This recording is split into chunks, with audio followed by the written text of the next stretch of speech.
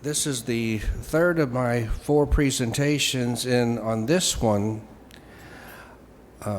it's always hard to figure out what's the best order to put all of this in because some things are more appropriate before others, but you can't get the order completely correct because even though we've already talked now a lot about what vitamin C can do, now I'm going to review with you what vitamin C has already been documented to do.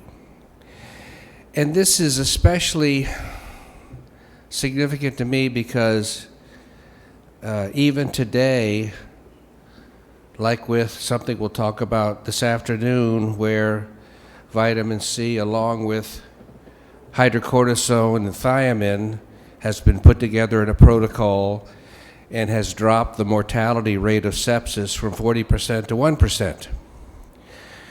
And then yet you still have articles being written about this and saying that with great assertion and confidence that vitamin C has never been shown to do anything other than prevent or reverse scurvy. Now, there truly couldn't be a more profoundly asinine or arrogant thing to say, because as a nutrient and as a vitamin, vitamin C not only has obviously been shown to do a lot more, it's arguably the most researched substance when you look at the number of articles in PubMed over the last 70 to 80 years. So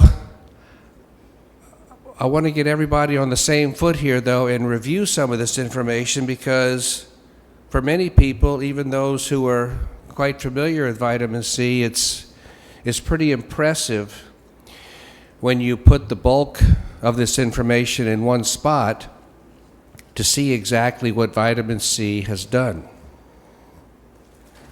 Now, there's the same thing, so they have references here. Again, type in that number on PubMed and hit submit, and oftentimes you can go straight to the abstract or article. And some of the older information obviously is not on PubMed, but if you take the time to type out the entire reference that's cited, you can go to some of the original articles written by Dr. Frederick Klenner.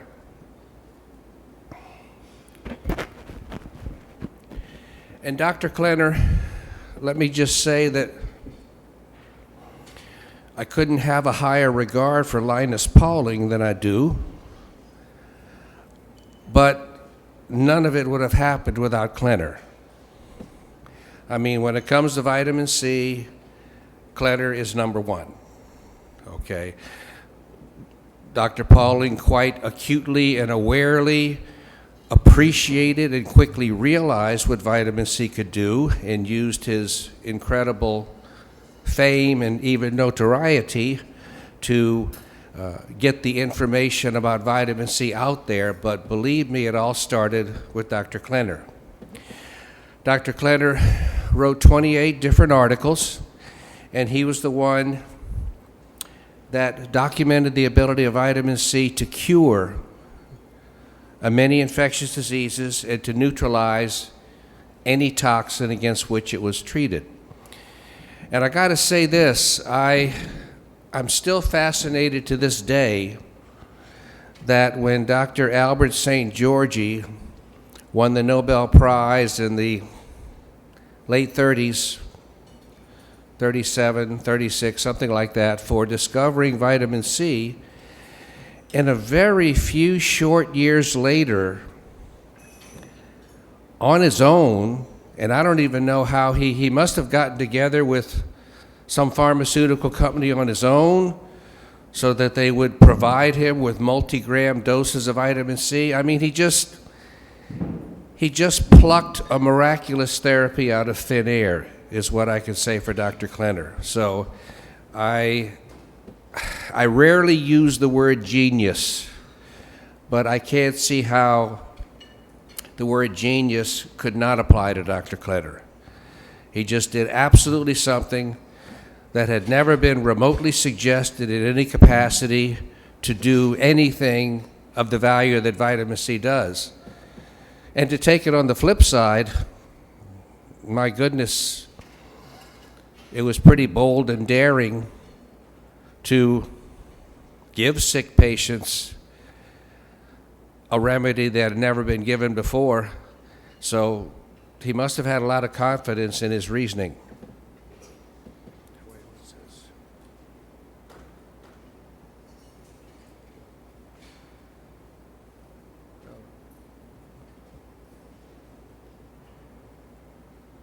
Okay.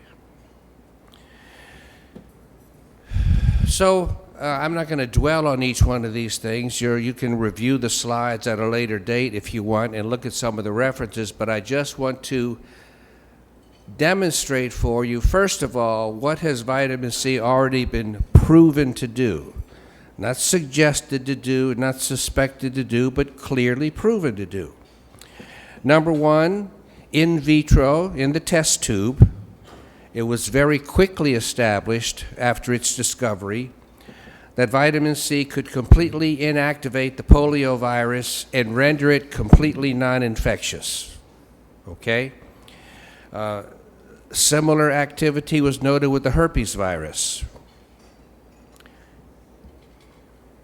It was also documented to kill or inactivate. I say kill or inactivate because technically a virus is an inanimate ball of protein and not really a living substance.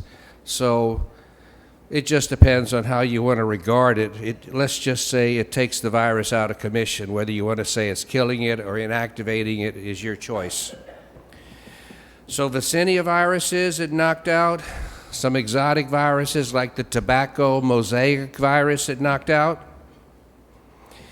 It even knocked out the bacteriophage viruses. And again, you can see all the different references. It inactivated enteroviruses, of course, the influenza virus, and even the rabies virus. I mean, I think even today, we sort of give this needless reverence to rabies as something that's just completely and totally uncontrollable without, of course, the precious vaccine treatment. Now, so that was viruses in the test tube. What has vitamin C already been proven to do with viruses as an acute viral illness in a person? Far and away, the most dramatic thing, at least in my humble opinion, that Dr. Klenner published was his treatment for polio.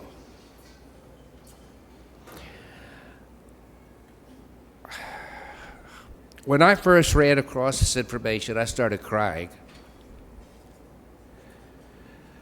When you think of all the individuals that polio has not only killed, but permanently incapacitated for the rest of their freaking lives. Okay? Well, most of us are not that good at mathematics, but what does 60 out of 60 sound like?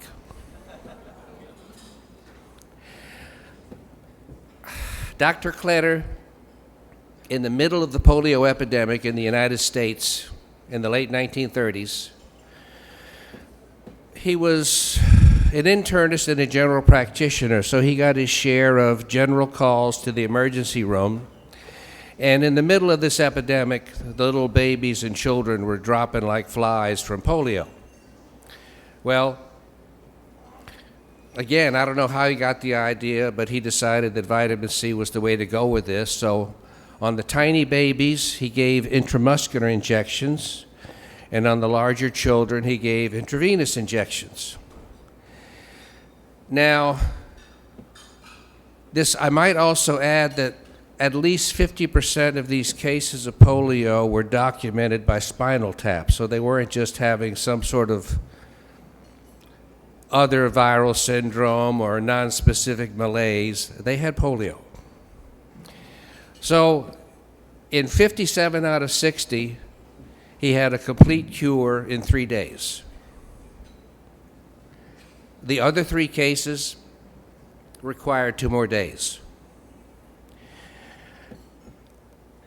And even though the next thing that he did was only 1 case that he reported on, you can often learn an incredible amount of information from just 1 case. In this particular case, it was a young girl who had already had polio for 2 weeks. And she already had flaccid paralysis of her legs. I mean, flaccid just means like a piece of dead meat. There's just nothing left there, no movement, no sensation, no nothing. Well, even at this late stage, Dr. Klenner started the intensive vitamin C therapy, and it didn't happen in 3 days, it didn't happen in 5 days, but within 2 weeks, the little girl was completely cured and ambulatory. Now, there's a lot of people in this room that are younger than me, but there's a few that are as old as me or even a little older. So you remember the iron lung,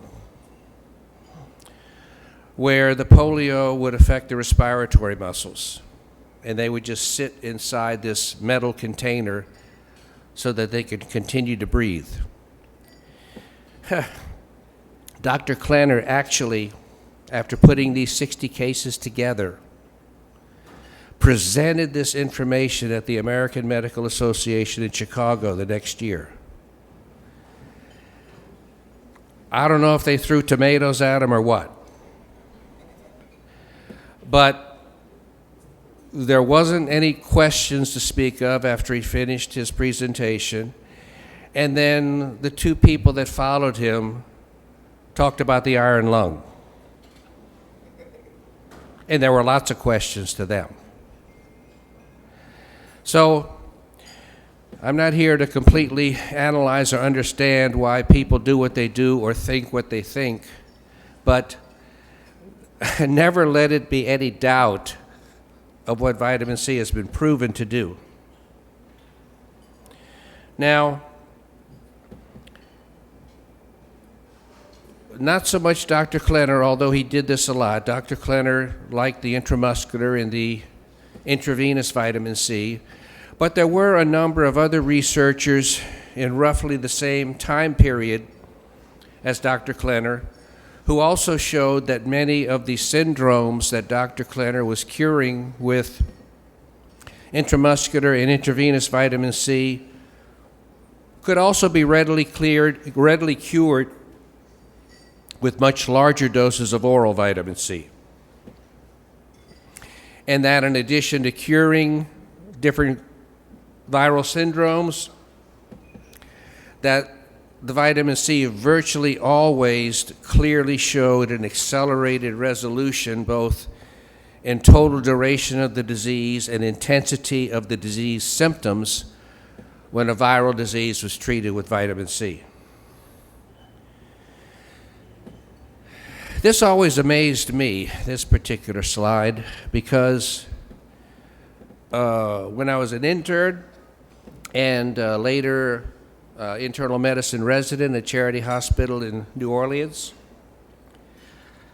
I saw a bunch of patients with acute hepatitis.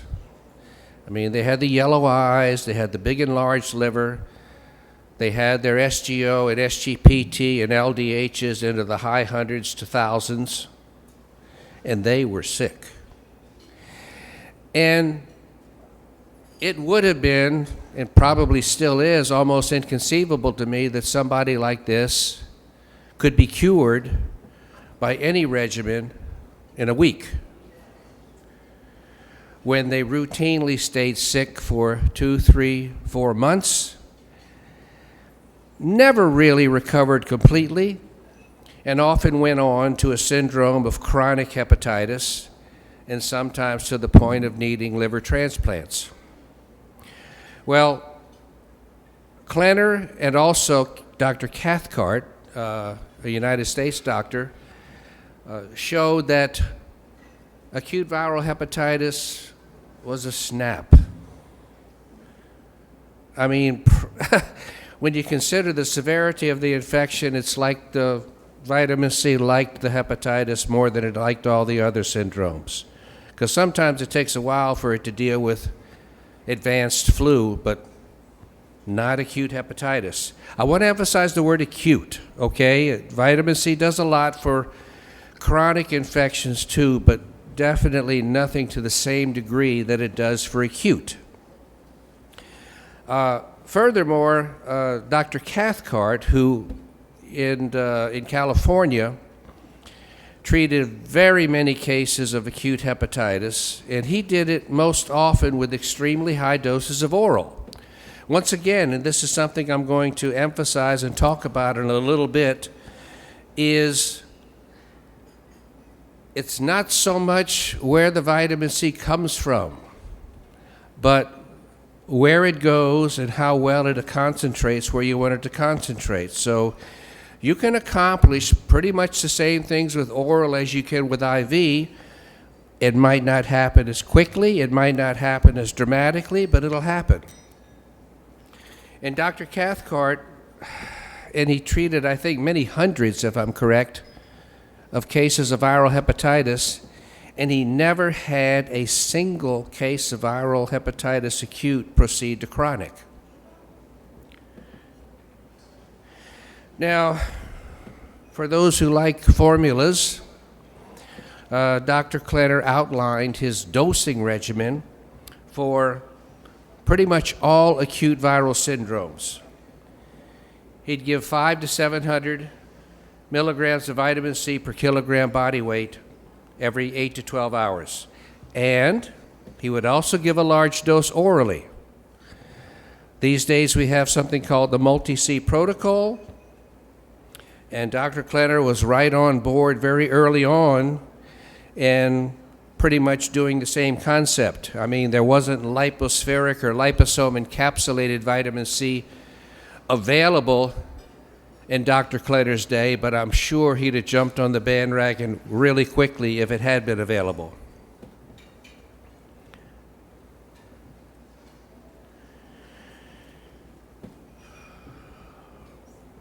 Maybe almost as impressive as his work with polio was he reported a number of cases of patients who had acute viral syndromes, sometimes starting in the chest, sometimes starting in the head, and they proceeded to advanced viral encephalitis to the point where the patients were already in a coma.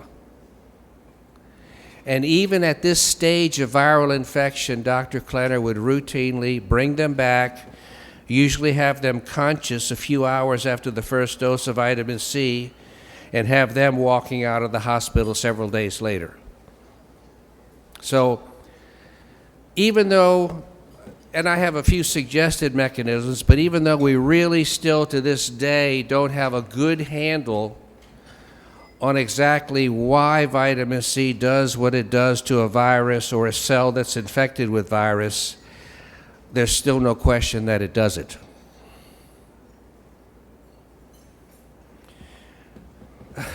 This, if you've never seen it, how many people have seen the New Zealand 60 Minutes video of the farmer in a coma with H1N1? Okay, but still a lot haven't seen it, okay? This, unless you don't have a heart in your body, have some tissues ready.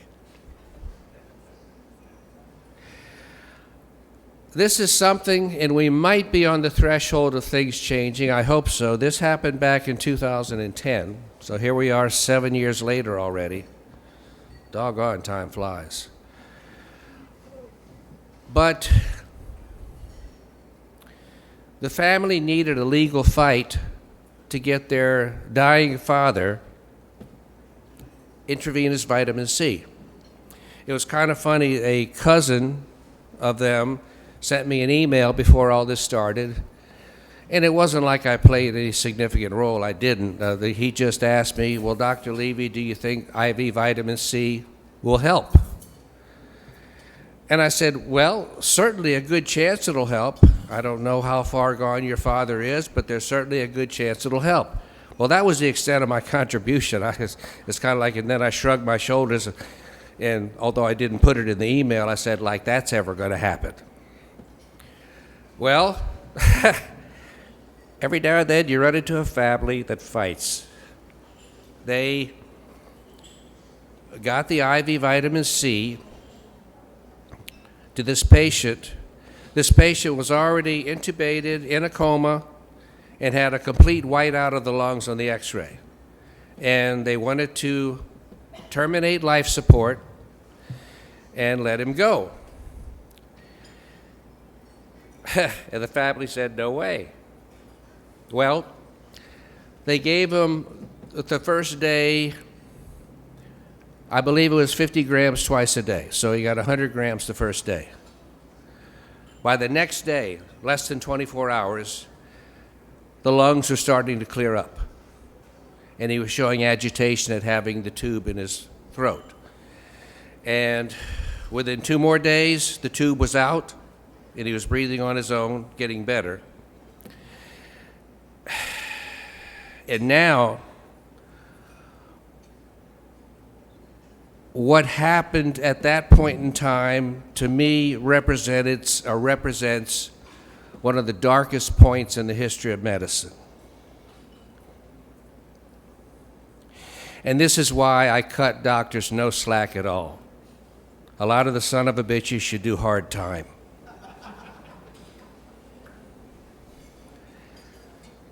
Here, this patient, I'll give you the facts, and you tell me if you reach the same conclusion that I reached.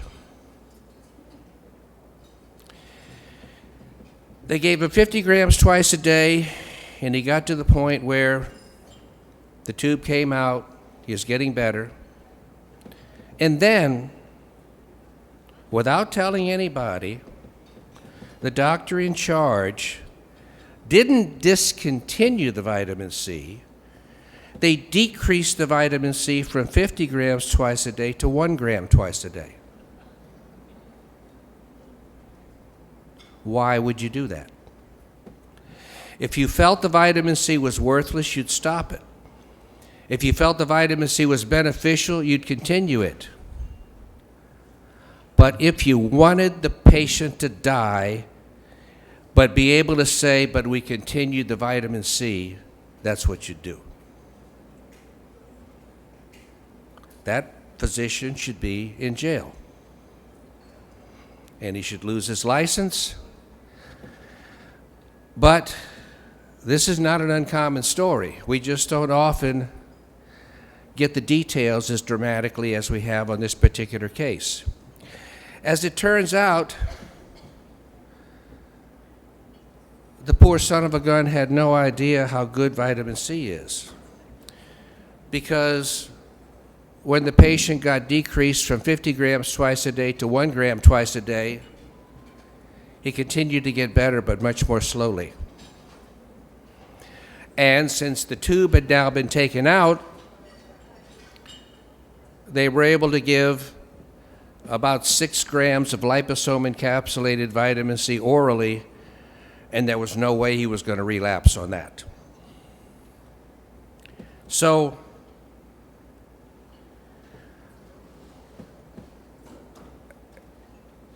your doctor does not deserve your trust until he or she earns it. They don't deserve it just because they're a doctor. Sad to say, but that's my point.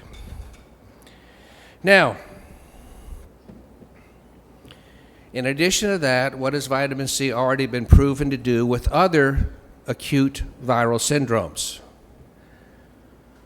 It's resolved very quickly measles and mumps.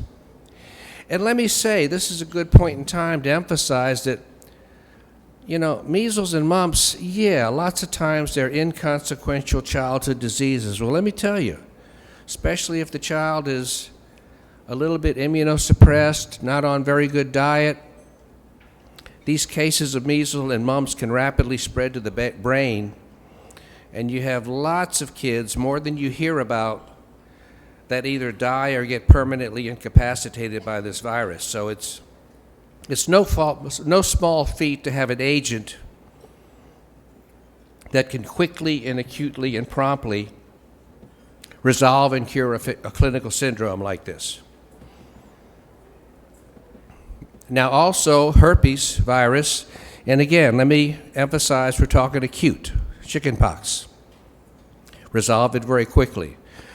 Chronic viruses are much more difficult to deal with, and I'll talk a little bit about that in a moment. Rabies. Well, there's never been reported any cases of rabies in humans that I know of that have been treated with vitamin C. I suppose because they'd be afraid of being sued if the patient had any problems at all and was not given the precious vaccine. But, and I say precious vaccine, that is sarcasm, okay. But they did some dramatic studies with animal studies where they infected it with rabies, and the vitamin C resolved the rabies virus just as quickly as any other virus. There still is yet to be discovered any virus at all, test tube, animal, or human, that in the stages of acute infection, vitamin C will not completely and promptly and permanently resolve. Maybe it exists, I don't know. It hasn't yet been discovered. Now those are the viruses. Vitamin C is what I call an absolute viricide. It kills or inactivates whatever virus it deals with. With regard to bacteria and bacteria-related pathogens, it almost always resolves them. The viruses are uniquely susceptible, but the bacteria respond very well as well. So with regard to bacteria, it's often bactericidal. It will often kill the bacteria. It's virtually always bacteriostatic, meaning it might not kill the bacteria, but it'll stop it from growing. And to top the icing on the cake, it's been established in the literature that by at least 20 different mechanisms, vitamin C supports and augments and strengthens the immune system. So it helps T cells proliferate. It helps B cells that produce antibodies proliferate. It increases antibody production. It strengthens antibody response. It increases natural killer cell production. It does everything. So even when you don't think you have, it still frustrates me to a great deal how so many physicians have this air of pseudo-arrogance that they won't use something unless they think they understand it. Well, I certainly don't need that. All I need to know is if something is effective and harmless. If I know it's not hurting anybody and it's resolving the situation, we can sort out the explanations later on. Now, an example of the incredible bias in the medical literature.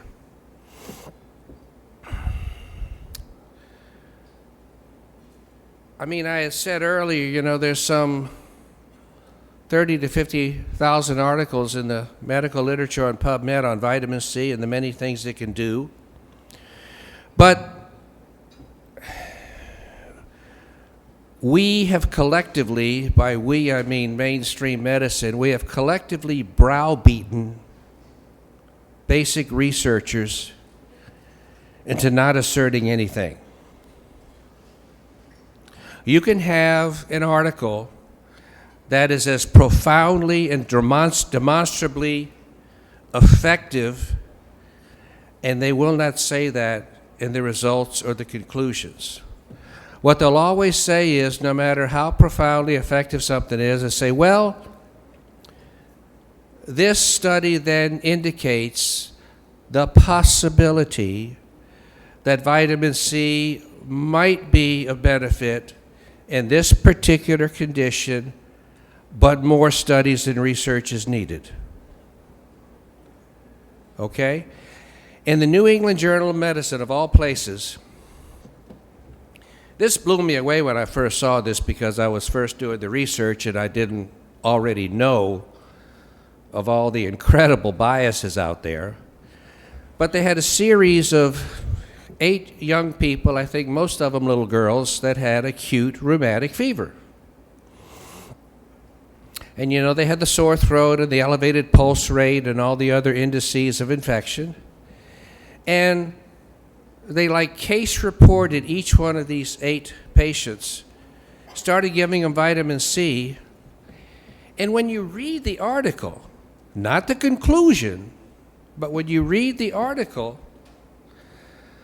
the oral vitamin C cured the acute rheumatic fever completely in each of those 8 cases. I said, wow, that's impressive. And then I read the conclusion and I said, what? Are they even looking at their own data? Are they even reviewing the results that they obtained themselves? But you cannot say, even if you do it, that vitamin C cures anything. And this is why, actually, in my first book on vitamin C, is Vitamin C, Infectious Diseases and Toxins Cure. Well, actually, it's the opposite. The primary title is Curing the Incurable. And that was intended to be provocative. But tell me this, is it not just as much a sin of omission to not acknowledge something has legitimately cured something than to avoid saying it? If the shoe fits, wear it.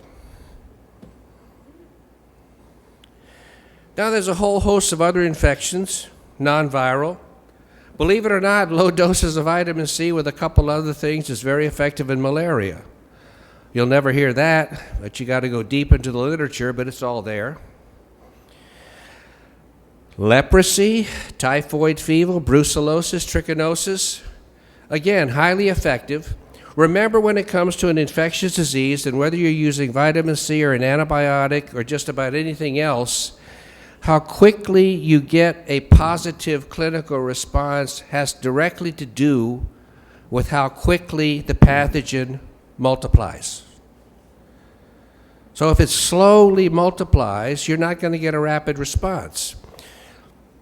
Even though there's hundreds, if not close to 1,000 articles in the literature on vitamin C and tuberculosis and all the wonderful things it does there, we had this recent quote-unquote discovery about a year ago where they finally said that vitamin C pretty much kills the mycobacterium tuberculosis,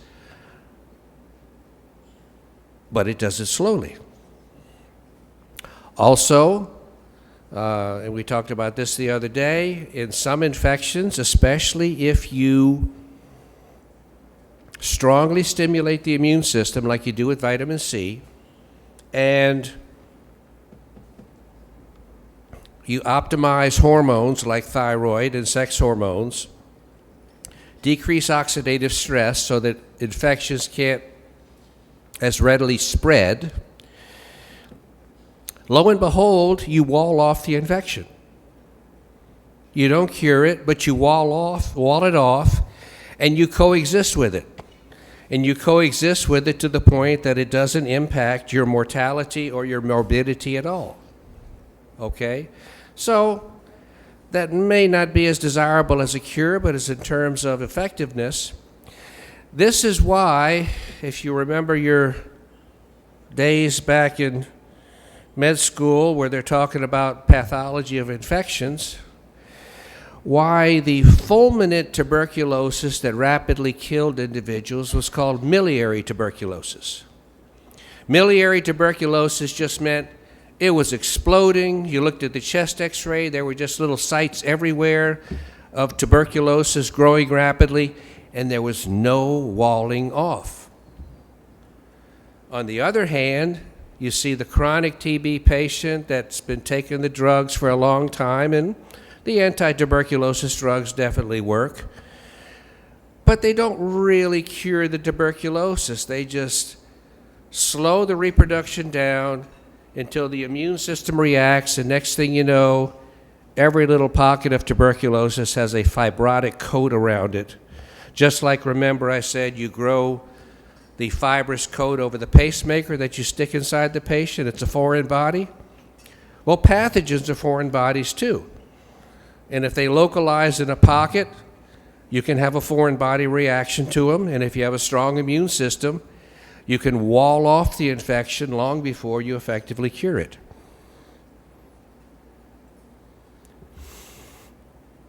Now,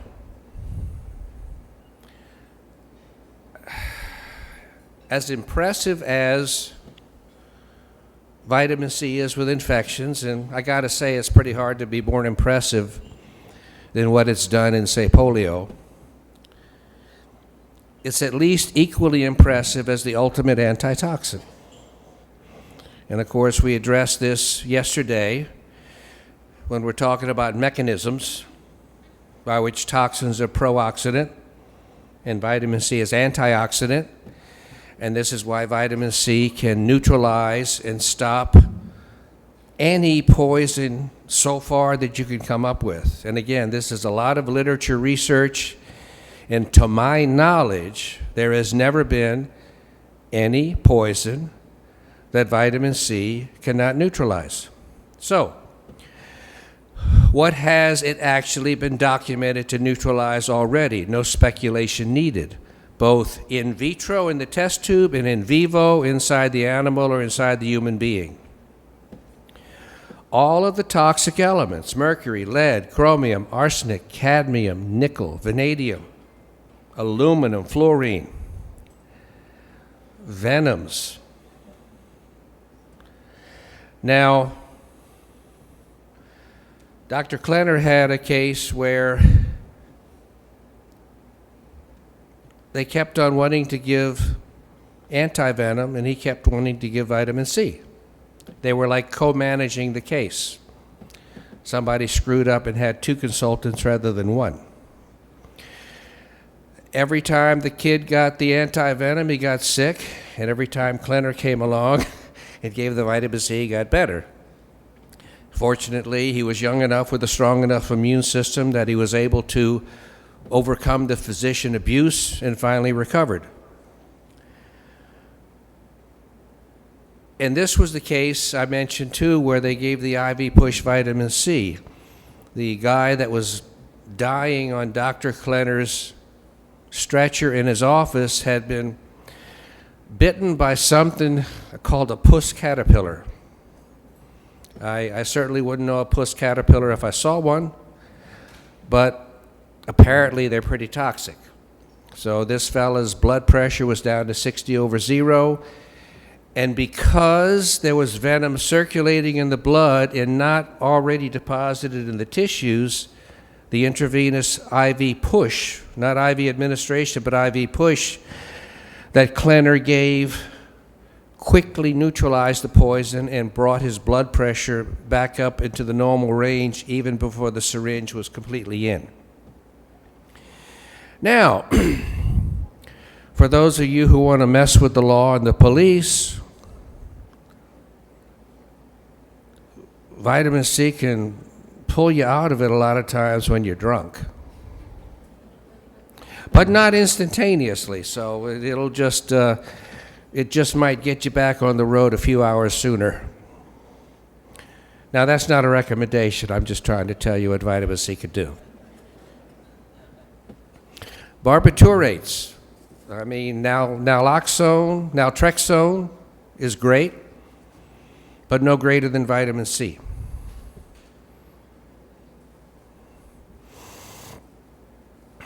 Toxic mushrooms. This was very interesting to me. There are a few toxins as nasty as the toxin in the Amanita phalloides mushroom, the death cap. I mean, it nukes your liver, and if it doesn't kill you immediately, within a few weeks, you either die of liver failure or you get a liver transplant. Well, a French doctor by the name of Lang figured out what vitamin C could do with toxic mushroom poisoning. And apparently, I guess, he must have treated enough patients that he had a high degree of confidence in what it could do. Now, when I use the term crazy Frenchman, I'm not really trying to disparage all of the French. But he would give clinical presentations, or lectures, presentations, kind of like I'm doing now. And then in front of the audience, he would take 3 times the known fatal dose of these mushrooms and then apply his remedy. And apparently it worked. There's a lot of stuff I'm supremely confident with, but I'm not going to give myself a fatal dose of anything just to prove to you it works. Pesticides. This was an interesting little story / anecdote where 3 little boys of roughly the same age. Now, I don't know if they ever did this in the Philippines, but when I was growing up as a kid in southern Mississippi, the mosquitoes were so intense. In the afternoon after a rainy week, you'd walk outside and it was like you're being invaded. You would see not just mosquitoes, you'd see a black ball of mosquitoes moving as a ball down the street. And I mean, I suspect if you hung around, you could have been bit to death. But anyway, they had these, it's kind of funny in retrospect because you're young and stupid and your parents don't know any of this stuff either. So they'd have the trucks going around blowing a plume of pesticides beside the truck to knock out the mosquitoes in the neighborhood. And I guess they made it so that it wasn't too inoffensive smelling because we'd run behind the trucks. Well, similarly, in North Carolina, they do the same thing with crop duster airplanes. Bring them down low, blow out a ton of pesticides, and do the crops. And I suppose the kids then were just as stupid as we were in southern Mississippi, and they liked playing underneath where the planes would come over. So these planes came over one day and dropped an exceptionally large dose of pesticides directly on these 3 kids, about 7 or 8 years old. Well, they immediately, if you will, turned themselves into a study because they all 3 got hospitalized and they all had 3 different doctors. One of them was Dr. Kletter. Well, you could probably anticipate the answer, the outcome of this story, but Dr. Kletter immediately recognized what was going on, gave his child large doses of vitamin C, and kid felt fine, went home the next day. The other 2 were given, what do you give? Fluids, support. That's what the other 2 kids got, and they died. Even nasty things like strychnine and tetanus. Dr. Kletter also co-managed a patient that had tetanus. And I mean, when you really have tetanus, it's one of the scariest things you can see. I mean, it's like every muscle in your body is turning into a knot. Lockjaw. Just, you can't move the jaw and you can't move a lot of other muscles either. Well, just like snake venom, they have the anti-tetanus anti-venoms, antitoxins. And if it wasn't for Kletter, the kid would have probably died, but the other physician continued to give the antitoxin. And even though it would relieve the muscle spasm a little bit, the kid would get intensely ill every time he had it. And so finally, kind of showed up enough and gave up enough vitamin C that the whole thing resolved anyway. Now, looking at chronic infections, I can't use the term as readily with the acute illnesses, namely cure, but I can tell you the vitamin C always makes them better, always reduces symptoms, shortens the total duration of the illness, and sometimes cures the chronic infection. Now, with Lyme, AIDS, and chronic hepatitis, all three of these infections are what I call infections that deal with embedded pathogens, okay? A regular acute infection is circulating in the blood, it's in the extracellular fluid, maybe it's starting to gain access to the intracellular compartment, but it hasn't been going on that long, so it hasn't penetrated that deeply. Well, in these three diseases, I mean, they've identified pathogens, for lack of a better word, I would say deep into the tissues, in the mitochondria, in the nucleus, even in the DNA. And vitamin C and nothing else is magic, okay? In order for it to donate an electron, it has to have access to the pathogen, access to the biomolecule. And if it doesn't, it might benefit, but it'll only benefit by indirect mechanisms, like the nonspecific stimulation of the immune system. So this oftentimes is why you don't get the immediate dramatic effect that you get with an acute infection, but you see clear benefits start days and weeks later because you're juicing up the immune system. The common cold, extremely good. Tuberculosis, as I mentioned. Pertussis is a particularly scary disease for the parent with a young infant listening to the high-pitched wheezing and wondering if the baby's going to be able to take another breath. But vitamin C is especially good for this. Why would you think that? It's infection and toxin, okay? And the baby's suffering from both.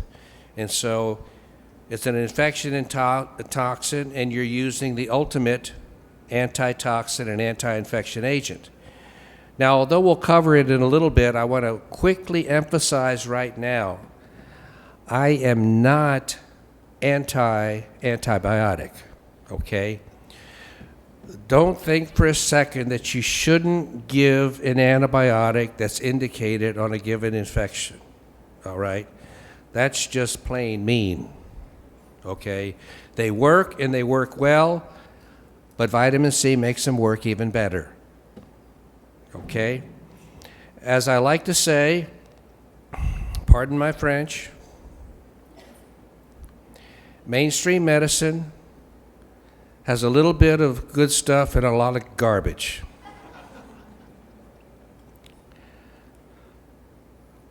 Alternative medicine, God, I hate that word, has a lot of good stuff and a little bit of garbage. But make no doubt about it, they both have garbage and they both have good stuff. So just don't go blindly crazy and reject everything that's mainstream and simultaneously embrace everything that's alternative, because you're not going to do your patients any favors with that either. Dr. Yanagisawa went over this. I won't spend much time except to say radiation poisoning is nothing more than a mechanical versus a particular physical agent, a mechanical induced oxidation. So radiation does its damage like any other toxin does its damage by causing or resulting in extreme and rapid and advanced oxidation of biomolecules. And the only time you won't have a positive effect of vitamin C and other antioxidants with radiation poisoning is when it was so overwhelming, too much stuff got oxidized before you got a chance to deal with it. They did some very good clinical studies on animals that you can take a look at. And this was directly from Dr. Yanagisawa's work. Now, there's a lot of information out there on vitamin C and these other conditions, and even though I'm just going to touch on them lightly, doesn't mean there's not a mountain more of evidence than what I'm showing you. Vitamin C exerts anti-cancer activity, both in the test tube and in the body. And actually, if you go to the Reardon Clinic website, it's reardonclinic.org, R-I-O-R-D-A-N, reardonclinic.org, where Dr. Honeyhackey, we give a lot of presentations together, and we've developed a lot of protocols together. They have a mountain of their own research on vitamin C and cancer, and full-length articles where you can get a lot of information on that. Oh, I just scooped myself. Well, there's the link. reardonclinic.org, research articles. And when you look at vitamin C and cancer, really any chronic degenerative disease, this is not a rocket science result that should be unexpected. Any advanced chronic degenerative disease, like we talked about yesterday, is caused by large amounts of increased oxidative stress. Okay? Increased oxidative stress consumes vitamin C and antioxidants. So the worse your disease is, the lower your plasma levels of vitamin C are going to be. Similarly, using pretty much the same reasoning, they've done some very nice studies. You know, there's a lot of studies out there where they're trying to look at vitamin C, or they're looking at this vitamin, or that nutrient, or blah, blah, blah. And they're doing surveys on what the diet is and what they're supplementing. That's pretty soft science. I mean, you can really play with things and manipulate them and get pretty much whatever result you want. But when you start looking at blood levels, not so easy to manipulate.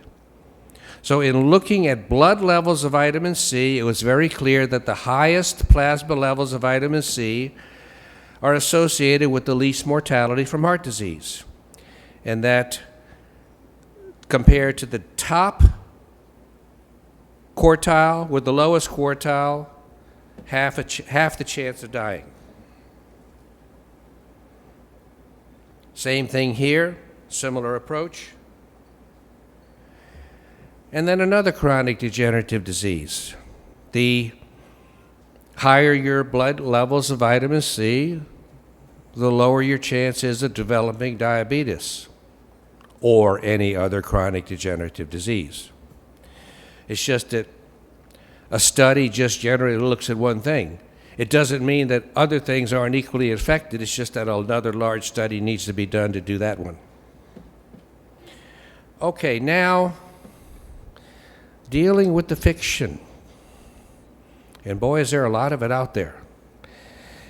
It's sadly amazing and incredible how to this day, like it's a brand new discovery, every few months, another mainstream scientific press article comes out there about, oh my God, guess what?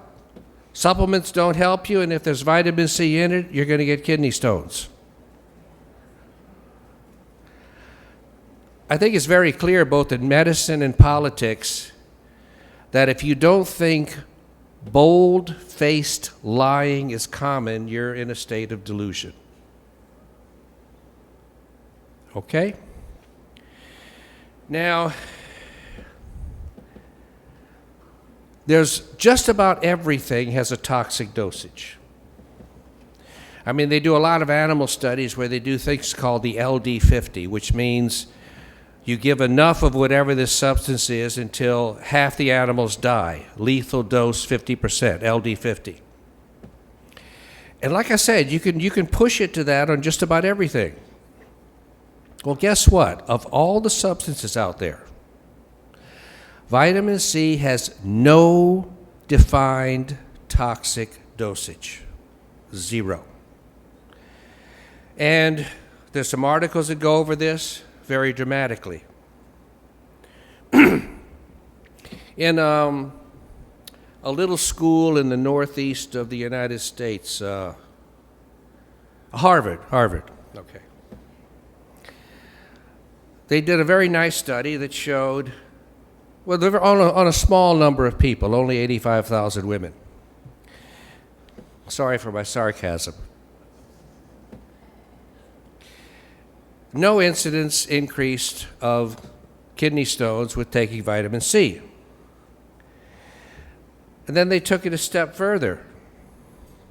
Another Harvard study. The members that had the highest vitamin C intake had the lowest risk of vitamin C. Now there's a flip-flop for you. And remember, because once again, somebody emailed me the other day and said, Dr. Levy, I know what you think about vitamin C toxicity, the kidneys and everything, but what do you think about this new study? And they had something that said, again, vitamin C increases your chance of kidney stones. Well, when you looked at the article, you realized they made no effort to discern patients that were taking large amounts of calcium.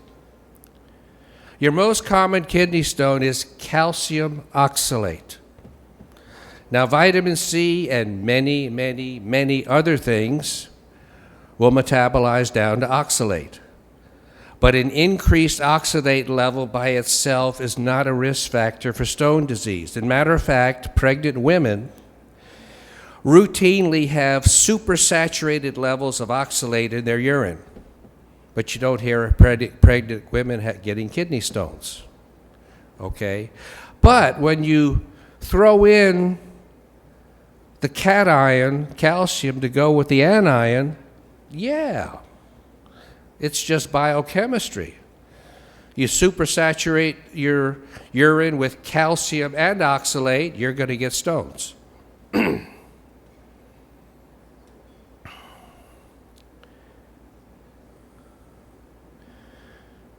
Okay. So, again, higher vitamin C levels, lower incidence of stones. And in my book, Curing the Incurable, I decided I'd go into the literature and see what else increased this horrible thing called oxalate in your urine. And I finally got bored after running into 55 different things.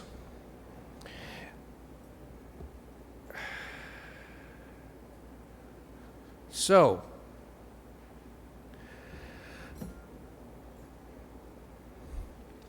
now, question. How many of you think water is poisonous?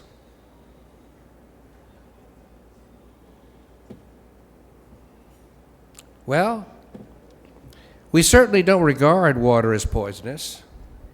We consider it pretty much to be good for us. You can routinely and reliably and predictably drink enough water to kill yourself. Now, death, that's a pretty dramatic toxic effect, don't you think? You can't take enough vitamin C to kill yourself. You can't even take enough vitamin C to make yourself sick. Okay? So if you're just looking at the dramatic endpoint of death as a side effect, not even nausea, upset, a virus, headaches, death, water is vastly more toxic than vitamin C. So everything needs to be taken in balance, and you need to look at the big picture.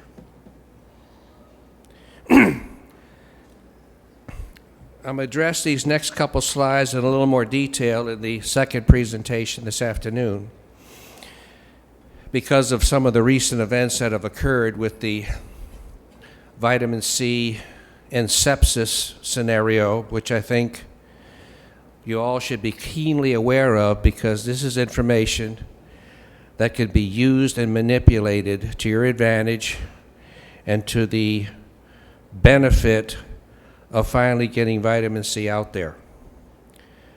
But with vitamin C or any other therapy, there are three critical medico-legal factors.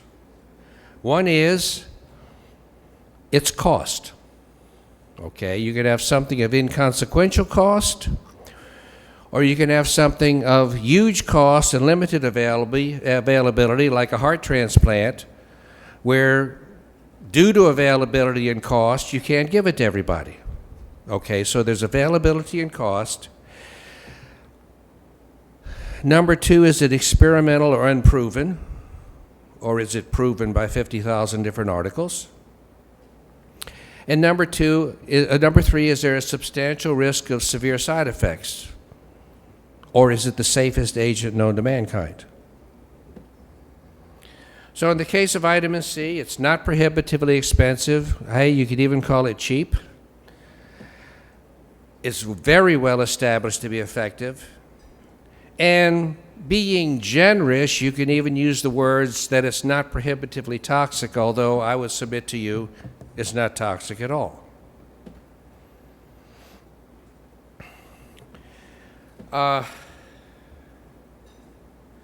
So, now we'll move a little bit on and we'll talk about some of the practical considerations about vitamin C. I mentioned already it significantly, number one, enhances immune function. And in curing the incurable, there's the research that shows you how each one of these different 20 effects on the immune system are reflected in the literature. Vitamin C has its own direct antipathogen properties. It's called the Fenton reaction. Inside cancer cells and inside pathogens. Yeah, you can effectively, biochemically, think of a pathogen as a cancer cell because they have pretty much the same intracellular chemistry going on. That intracellular chemistry is a huge accumulation of iron. Cancer cells and pathogens both feed on iron. Many antibiotics are effective because they're iron chelators. And they basically take away or hold away the fuel upon which cancer cells and pathogens proliferate. Matter of fact, I found it very curious, but as physicians, even though we seem to still prescribe antibiotics when somebody's got a bad cold, even though we think it's just a virus, and they say, well, don't prescribe antibiotics for a virus. That's inappropriate. Maybe, maybe not. Some antibiotics chelate iron. And if you chelate iron, you're going to prevent a virus from proliferating. Combined with the fact that if you don't get on top of a cold really quick, it'll rapidly evolve into a bacterial infection. So I say if the antibiotic's available, take it. Vitamin C, of course, in addition to the antipathogen properties, neutralizes all the associated toxins. Oh, and let me tell you a little bit more about the Fenton reaction. What happens in the Fenton reaction is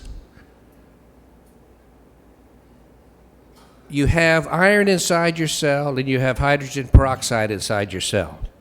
And in the case of cancer cells, for reasons I don't understand, you have depressed to absent levels of catalase, which is designed to break down hydrogen peroxide normally. So when you have absent to low levels of catalase, you have high levels, relatively high levels, of hydrogen peroxide inside your cells, inside your cancer cells. I already told you the cancer cells feed on iron, so you have two things going on inside a cancer cell. You have increased levels of iron, and you have increased levels of peroxide. Well, when you donate an electron to peroxide, you break it down into the most oxidating agent known to man, which is hydroxyl radical, and it so quickly oxidizes anything that's around it, it won't even migrate. As soon as it forms, it oxidizes whatever it's close to, which is as toxic as you could possibly get. The thing is that you need ferrous 2+ to donate the electron.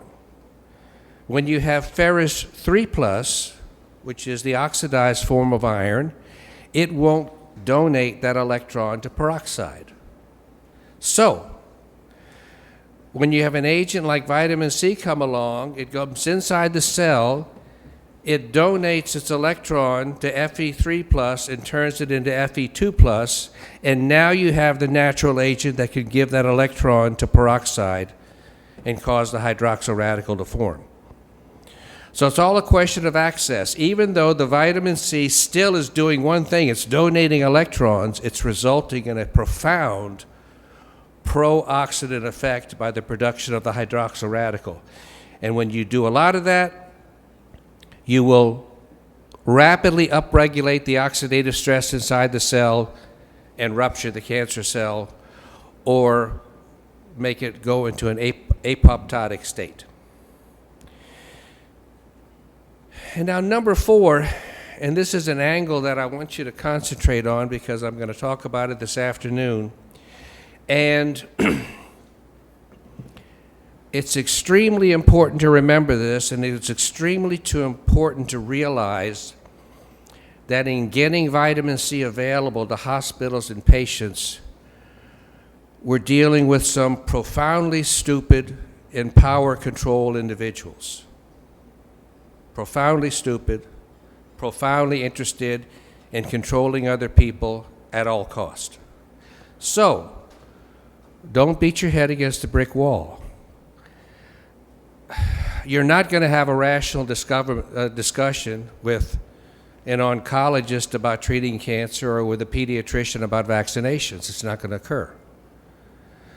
So in the case of vitamin C, you need to take a different approach.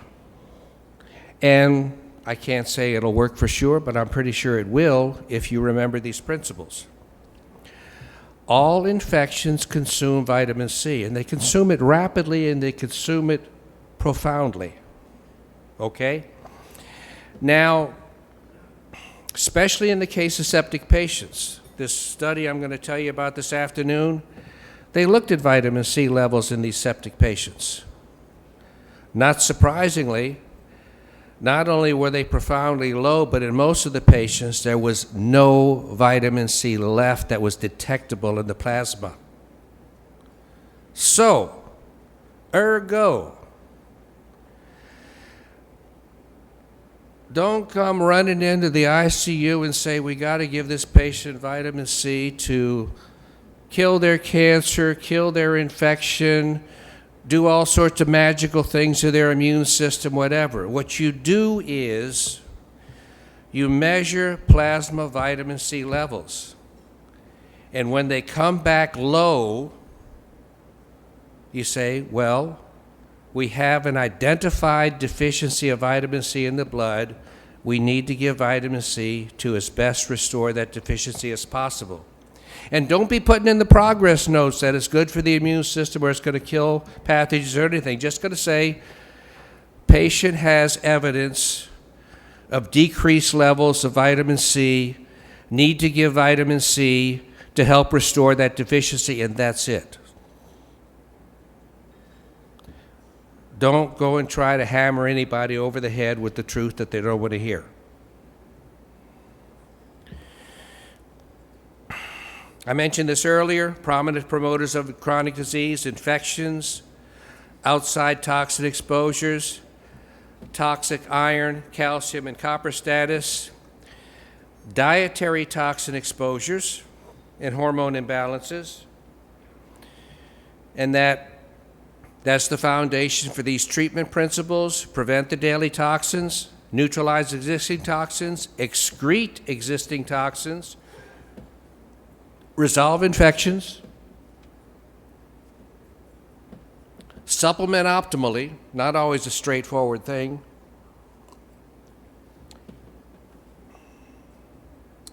and address hormone imbalances. All right, so now let's go into some more specifics on vitamin C therapy. I think I made it clear so far that vitamin C is wonderful, but don't use it as a monotherapy. Use all your other good things too, but let a vigorous administration of vitamin C be your foundational intervention. So, start with the concept. The concept of a vitamin C-centered protocol is to get optimal concentrations of vitamin C as is possible in every compartment of the body. I call it, you try to approach as best as possible or reach ascorbate saturation. And this should always be the goal. Now, sometimes, lesser infection, lesser disease, you take your favorite form of vitamin C and you push the dose up very high, and you get complete resolution of your condition. Well, that's fine. That's not somebody you need to push ascorbate saturation on. But conversely, if pushing that one form of vitamin C to its highest dose possible does not get you the result that you want, don't think the vitamin C has yet failed you, because there's a lot of different things that you can do and a lot of different manipulations. What are the main factors in the effective administration of vitamin C? Dose. Dose is the first on the list, and it's also the most important one. What do they say are the three most important factors in real estate? Location, location, and location. What are the three most important factors in French cooking? Butter, butter, and butter. What are the three most important factors in vitamin C therapy? Dose, dose, and dose. So, you use a little bit, don't be disappointed if it has no effect at all. And don't think that that even remotely indicates that more will not do the trick. Remember, everybody has a different redox balance in their body. So 2 grams might completely clear somebody up, one person, and it won't even touch another person. Okay? Very informally, I came to the conclusion some time back, because I read a lot of Dr. Klenner's work, and although I never had remotely the opportunity to treat the spectrum of disorders that he treated, there were enough different things that I treated where it always appeared to me that I needed 20 to 30% more vitamin C than Klenner often used to get the same result. Well, what's happened in the last 60 years? Everybody has a ton more toxins or pro-oxidant factors in their body. So your vitamin C needs to overcome that toxicity before it can start to dent the infection or whatever other disease you're treating. Just another statement as to the pathetic state of our environmental toxin exposure: water, food, and air.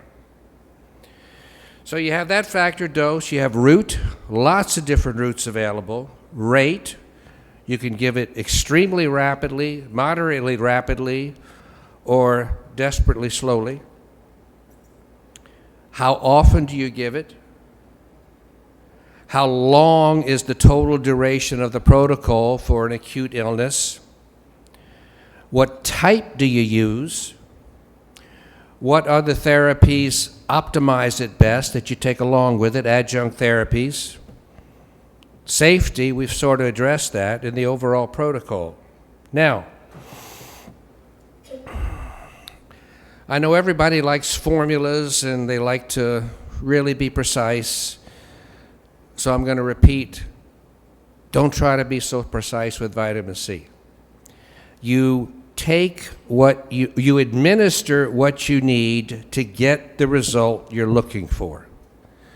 I already told you it's the safest substance known to man. So don't get all upset about taking 100 grams rather than 10 grams. Okay? Now, as a very small rule of thumb, most of the time with intravenous preparations, you're going to be given 25 grams to a small body, 50 grams to a larger small body or a small woman, 75 grams to a moderately sized man, and then 100 to 150 grams for a big man. Now just think about it in terms of generally 50 grams is your good dose to use on most people, but remember, if you use 50 grams on a 90-pound woman, that's vastly more vitamin C than giving 50 grams to a 250-pound man. Okay, so don't think you've made an equivalent treatment when you've treated a 250-pound man with 50 grams of vitamin C for his acute illness as you just gave to the 90-pound woman. You can give 50 grams to the 90-pound woman, but just remember, it's a heck of a lot more than the same amount to a 250-pound man. Route and form. Intravenously, you either need sodium ascorbate or you need buffered ascorbic acid. Ascorbic acid is pretty nasty, burns quite a bit if you don't get the pH right. The vials the ascorbic acid vials that you get commercially, those are buffered, okay? And if you read it, it says it's got sodium bicarbonate added to it. That doesn't mean that the IV might still be a little bit better if you add a few more cc's of sodium bicarb to it. That's perfectly fine. Then use your pH paper to see if you're getting close to a pH of 7. You can still get away with a pH of 5.5 or 6, but if you have an extremely sensitive patient, tiny veins, they just are the ones that complain about everything and nothing makes them feel comfortable, buffer that solution on up to 7.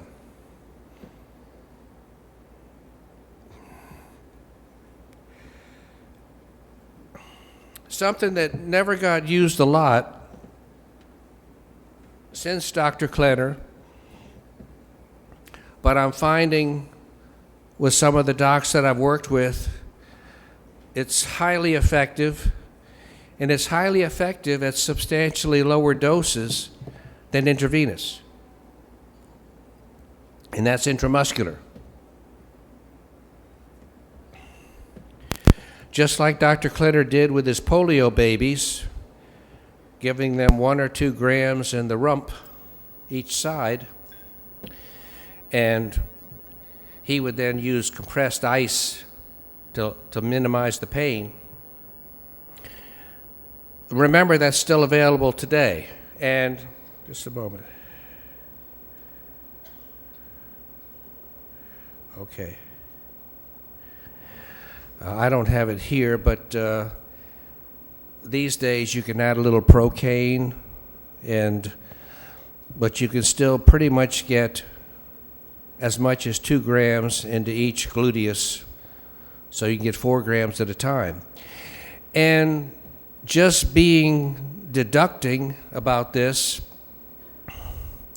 You give something intravenously, you get a very high plasma level, and you get a very rapid excretion. So you have a big positive and a big negative there. When you give intramuscular, you get a nice slow release that just continues, sort of like if your liver were making it, like the other animals. So utilize all these different factors and try to remember them when you're constructing your own unique approach to a given patient. Now they have liposome encapsulated vitamin C. I've been a consultant to a liposome company for about 11 years in the United States, Live-On Labs.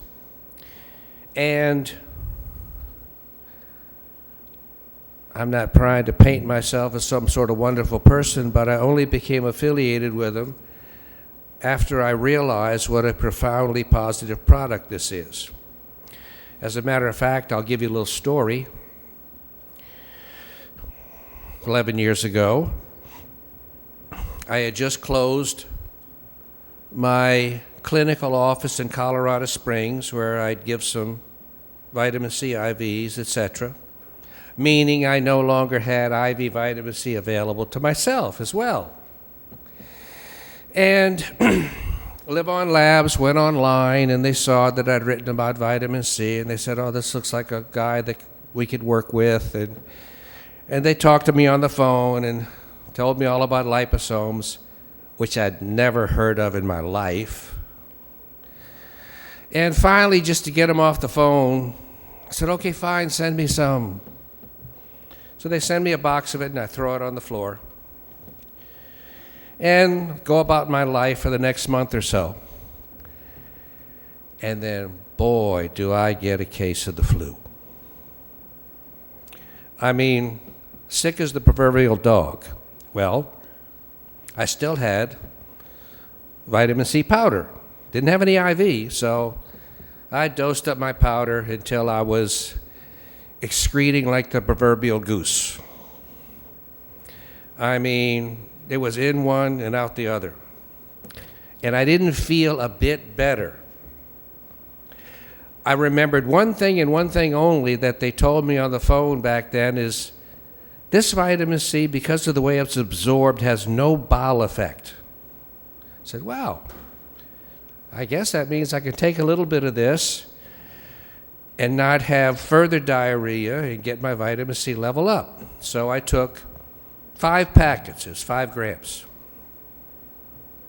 And incidentally, this story has made its way onto the internet, so whenever you see anything about liposomes, somebody's going to be writing about it, they're going to be pretending like they discovered this. It all came back from this first story I'm telling you right now. So things sort of grow on the internet. So I took 5 grams of it, and an hour later, I felt so much better than I had ever felt when I got a 50-gram infusion when I was sick. And then I took more and rapidly resolved my little illness. Well, so I thought about that a while, and I said, wow, 5 grams orally, 50 grams intravenously. So I did the only logical thing at that point in time. I said, this is impossible, I'm going to ignore it. And it had to repeat that scenario once more with myself and a couple times with family and friends, and saw pretty much the same result when I said, okay, Dr. Idiot.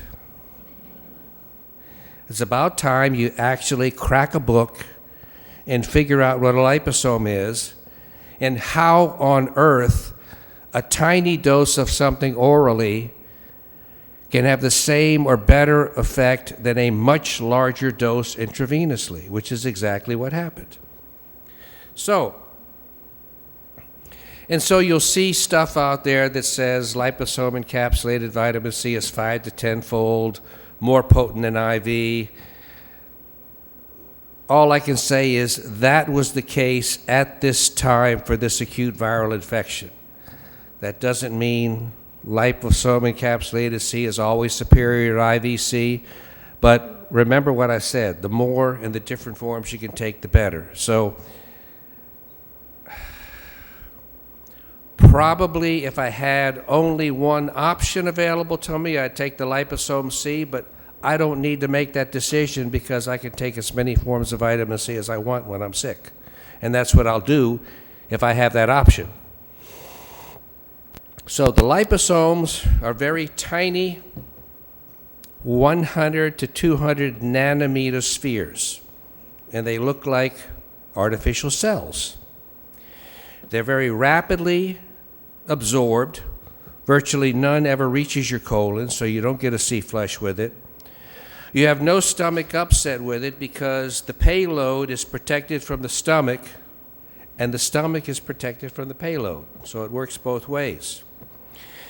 And you have intracellular bioavailability, but you have intracellular bioavailability without the consumption of energy. When you take vitamin C intravenously, the vitamin C that is reduced, not oxidized, in order to get inside the cell needs an active transport mechanism. So you need to consume energy to get an energy-producing substance inside the cell, robbing Peter to pay Paul. The vitamin C that you put into your blood that gets oxidized, the dehydroascorbic acid, that passes into the cell because it's non-ionic, no energy consumption, but it's already oxidized. So in order to get it back to reduced vitamin C, you need to consume energy to reduce the oxidized hydroascorbic acid back to active vitamin C. So, even though you put it directly into your blood, you have to consume energy to get the vitamin C inside the cell in the form that you want it. When you take it in form of liposomes, even though you take it orally rather than intravenously in these tiny lipid nanoparticles, you get almost complete absorption. You go straight into the lymphatics, not the portal circulation. You go into the lymphatics, into the ileals. You supersaturate the immune cells, and then you go into the lymphatic system and get dumped into the thoracic duct and into the blood. And once it's in the blood, you go inside the cell without the consumption of energy. You either have a reverse pinocytosis that merges and dumps the contents inside the cell, or you pass directly through some of the larger pores in the cell wall and do the same thing with the mitochondria or the nuclei. So you can actually get a deep penetration of the vitamin C inside the cells and the cellular organelles without the consumption of energy. That's the biggie. Also, aside from all of this stuff about vitamin C or whatever else you have side of the liposome, if it's a quality liposome, you have what's called phosphatidylcholine, which is one of the primary constituents of the cell walls in your body, in your natural cells. And those have antioxidant value, anti-atherosclerotic, cholesterol lowering, etc.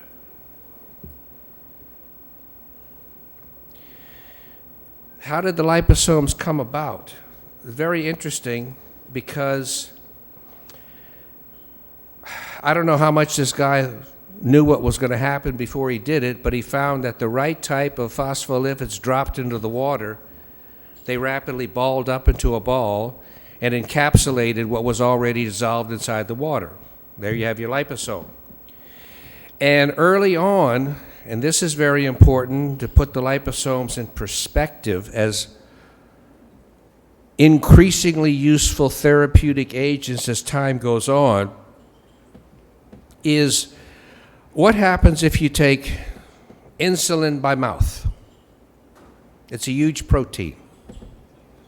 You just chop it up, digest it like you digest any other protein, and you have no absorption at all of intact insulin and no hypoglycemic effect. When you take insulin, which is an especially large protein, it's not a peptide, it's a huge protein, and encapsulated in liposomes, you can show glucose-lowering effects in rats. So liposome-encapsulated insulin can deliver the insulin inside your body without breaking down. And so this demonstrates as dramatically as possible the ability of liposomes to transport different large molecules that would otherwise be completely broken down and digested if they weren't encapsulated.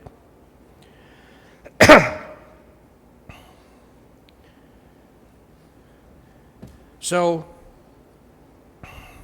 important to understand, like I said, that the phosphatidylcholine is what naturally makes up the cell wall. And when liposomes were first discovered and produced, they were produced with the idea of wanting to do laboratory studies on experimental equivalents of cells. And now here,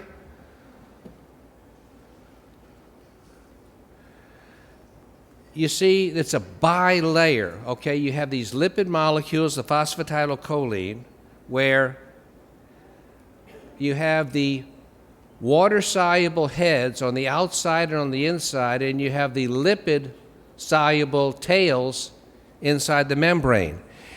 And incredibly enough, this is the precise structure of most of the cells in your body. So as it turns out, liposomes are just one of the ways in which the body naturally transports stuff from point A to point B.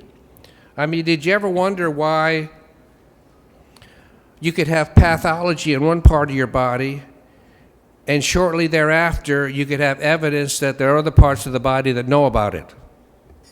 It's by these type of transport mechanisms. Here's an electron micrograph. You can see the core, the payload, and you can see the bilipid membrane. So, the reason why these work so well is because in intracellular communication you have naturally occurring substances called extracellular vesicles. And they're constructed in their outer layer, just like a liposome, just like a cell. You got to remember when you're inside a cell and you start to break materials down and they get pushed out of the cell, as they get pushed out of the cell, they acquire the same cell wall as is on the outside of the cell. So they actually become little satellite cells, if you will. And there's four main extracellular vesicles: exosomes, microvesicles, apoptotic bodies, and liposomes. And the only differences in all of these is size. Just size. Exosomes, these are kind of tiny. They're 40 to 100 nanometers in diameter, okay? And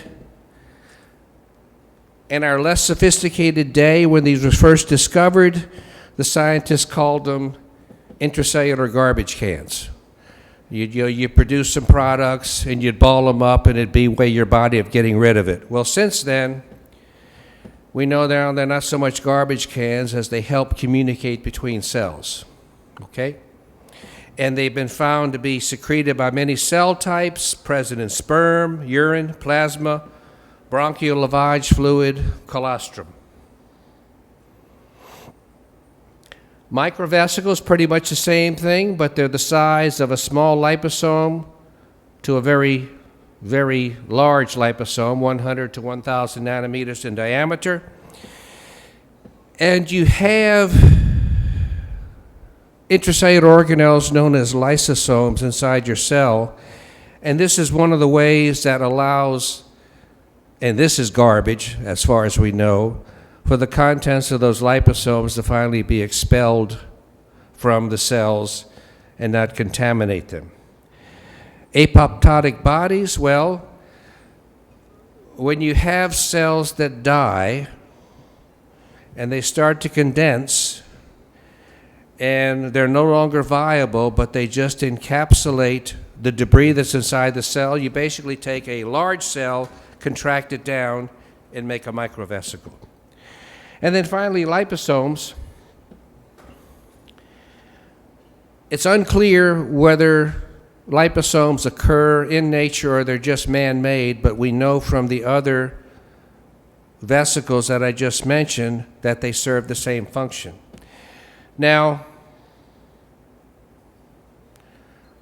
another factor in the administration of vitamin C that can give you lots of different scenarios is the rate at which you give the vitamin C. As we've seen in the examples, if the patient is supercritically ill and might die in the next 10 minutes, you want to give it as quick as possible. If you have more time to play with than that, then you can decide whether you want to give it rapidly, moderately, or slowly. And this is the direct quote that Klenner put in his article. Let me read it for you. In a cyanotic, acutely poisoned patient who felt he was dying, Klenner wrote the following. 12 grams of vitamin C was quickly pulled into a 50 cc syringe with a 20-gauge needle, was given intravenously as fast as the plunger could be pushed. Even before the injection was completed, the patient exclaimed, "Thank God." Now, rate can cause some funny things to happen. They can be good things, but if you're not aware of what's going on, you can enter panic mode and not be sure what's happening.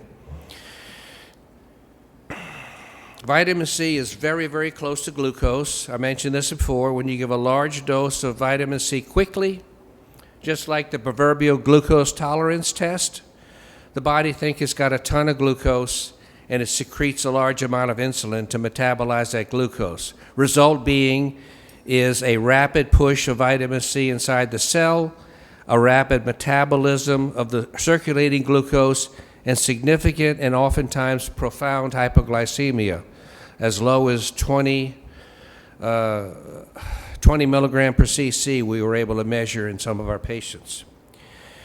However, unlike insulin potentiation therapy, when you're driving the glucose low with insulin, there's not a large circulating load of vitamin C to compensate. When you drive the glucose low with endogenously secreted insulin, and at the same time you have a super high level of vitamin C in the blood, you have a protected hypoglycemia because the cells can now take up vitamin C rather than glucose. Not the same situation as losing access to the glucose and not having anything to compensate for it. Frequency. This is pretty much the case with infections, all right? If you have somebody with an acute infectious disease and you give a large dose of vitamin C and they don't get any better, you don't waste any time. You give another large dose of vitamin C. On the other hand, if long before that first infusion is complete, they're breathing easier, the fever's coming down, they're not perspiring, they're saying, "My God, I feel better," well, okay, then you can start spreading out the dosing. So frequency is pretty much just a parameter that you use with acute infectious diseases, and you use your clinical ability to decide whether or not you're getting rapidly enough the clinical response that you want. Duration. Boy, has this been a hard lesson for me to learn. So please listen carefully and take advantage of the hard lessons that I've learned without making the same mistakes yourself.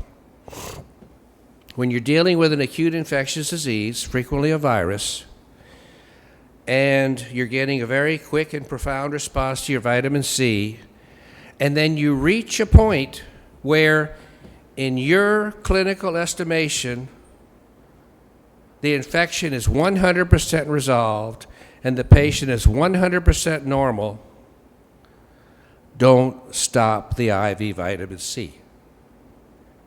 Continue the same, not mild doses, but high doses that got you to that point for at least 24 and preferably 48 hours more, or you will relapse. And for reasons not apparent to me, the relapse is much more vicious and resistant than the initial disease.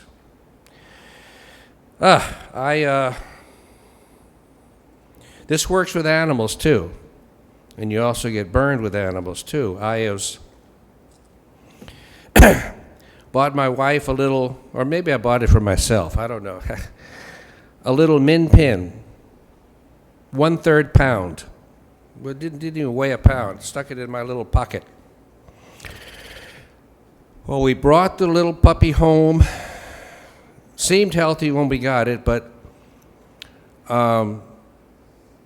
I put it on the floor in this little bed and went over to my computer, and then outside the corner of my eye, I saw the little puppy just splayed out on the floor like it was dead. And it was just about dead. And I said, well, my goodness.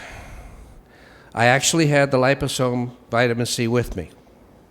So I got a little syringe, put about 2 cc's of milk in it, and then put another cc of the liposome in it. And they don't dissolve, it just makes a slurry. But I'm not a veterinarian, but I know pretty much now with at least dogs and most other animals, the last thing to disappear before death is the swallowing reflex. So you just pry the mouth open, give a little bit, you see a reflex swallowing, give a little bit more, and so I gave a 1/3 pound puppy a full gram of liposome encapsulated vitamin C. So remember what 5 grams did for this 200-pound person. And I gave 1 gram to 1/3 pound. So that would have been like me taking 250, 300 packets, I suppose. And I was sad, but I knew there was nothing else I could do, so I just went back, started working on my computer. And then out the corner of my eye, I saw a little movement. And the puppy was on all fours, walked across the room, took a little pee, took a little poo, and I said, all right, we did it. And then what did I do? Nothing.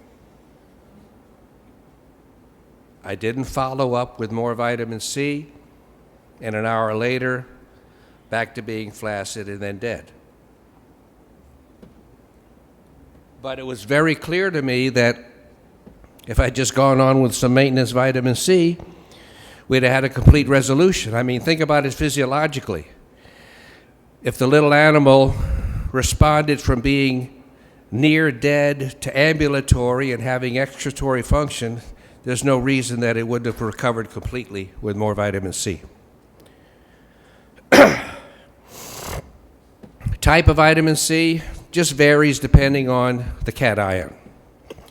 Hydrogen ascorbate, ascorbic acid, sodium, calcium, magnesium, potassium, manganese, zinc, molybdenum, chromium, and others. Now, let me just say, I don't know if it bothers any of you out there, and if you do, I wrote an article on this on my website, peakenergy.com, where I think it's called The Marketing Myth of what do they call it? Food form vitamin C, okay? We have a group of docs out there, and I don't know if they're this profoundly stupid or they're just trying to carve themselves a niche, because just as in politics as in medicine, you have people that try to make a name for themselves by saying something so flagrantly ridiculous and outlandish, nobody considers that it could be a lie, so they say, what does this person know that we don't know? And what you're going to see a large group of docs saying, and they have videos on YouTube about pee and stuff and all, and they say there's a food form of vitamin C and vitamin C is not ascorbic acid. Ascorbic acid is not vitamin C. Well, I'll start by saying that's as profoundly an asinine a statement as can be made. Now, if you take other quality antioxidants with vitamin C, will that help things out? Sure. The more you can supplement the antioxidant matrix in your body, the better. Vitamin C is just the king of the hill. Okay, but it's not the only person that climbs the hill. They'll go into long, convoluted explanations as to not only how ascorbic acid is not vitamin C, but ascorbic acid can't reverse the scurvy. Ascorbic acid can't do anything good by itself. Well, 2 points I would make, and then we'll move along, is Albert St. George discovered ascorbic acid. Dr. Klenner used ascorbic acid. Dr. Klenner cured every infection in the book with ascorbic acid and nothing else, okay? Animals that make vitamin C from their liver don't make vitamin C complex. They don't make vitamin C come out of their liver with all sort of bioflavonoids and other things associated with it. They just excrete ascorbic acid into the blood. So, point being is, there's different types. They all have different qualities, but if you just see this, don't get all upset that somebody's having some sort of brilliant insight. You know, they're just having a profound moment of money-making stupidity.